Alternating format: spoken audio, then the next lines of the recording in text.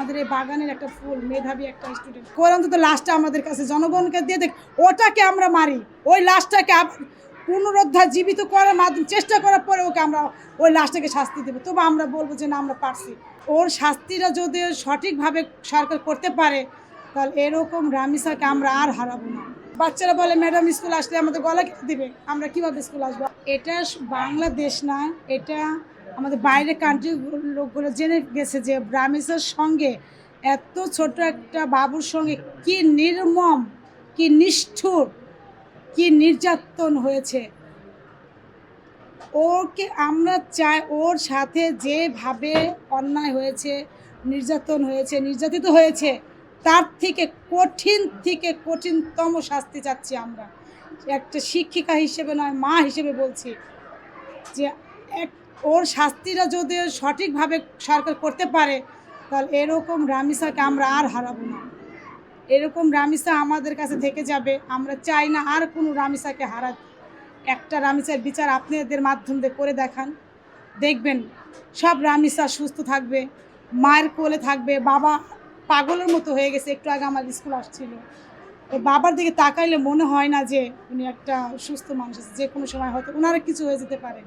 তা আমরা এরকম বাবাকে আর দেখতে চাই না, আমরা আর দেখতে চাই না।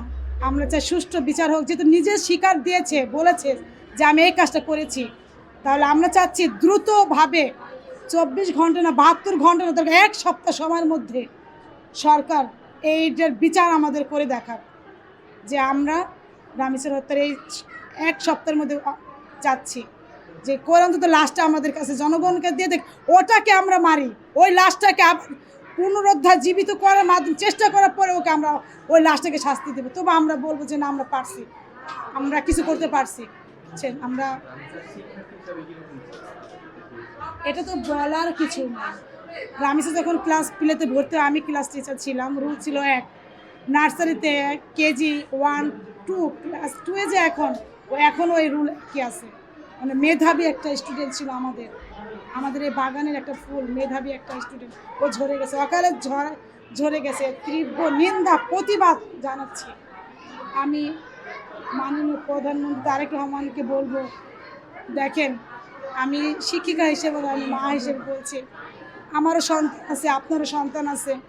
আপনি দ্রুত এই বিচারটা করে দেখান, তাহলে আর কোনো রামিসা আর হারাবে না, কোমলমতি শিশু হারাবে না। আমরা আর কোনো রামিসাকে হারাতে চাই না।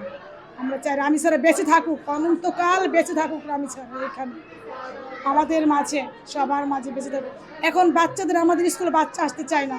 বাচ্চারা বলে ম্যাডাম স্কুল আসলে আমাদের গলা কেটে দিবে, আমরা কীভাবে স্কুল আসবো? আমাদের স্কুলে বাচ্চা অনুপস্থিতি কমে গেছে, বাচ্চারা আসতে চাচ্ছে না স্কুলে। বাচ্চাদের এখন আমরা বলি এই ঘর থেকে বের হবো না, ওই রুমে যাবা না, চাচার কাছে যাবে না, বাবার কাছে যাবে না, মায়ের কাছে যাবে না। বাচ্চারা কোথায় নিরাপদ? বাচ্চারা কোথায় নিরাপদ সেটা বলেন আমাকে। বাচ্চারা কোথাও নিরাপদ নাই। আজকে আমরা নিরাপত্তা বলছি, 2 দিন পর এরা প্রতিবন্ধী হয়ে যাবে, সারা বাংলাদেশ প্রতিবন্ধী হয়ে যাবে। শুধু একটা রামিসার বিচার করে দেখান, সবাই সুস্থভাবে বাঁচতে পারবে। এরা প্রতিবন্ধী হবে না, এরা বাঁচতে পারবে, সঠিকভাবে বাঁচতে পারবে। আপনারা একটা বিচার করে দেখান।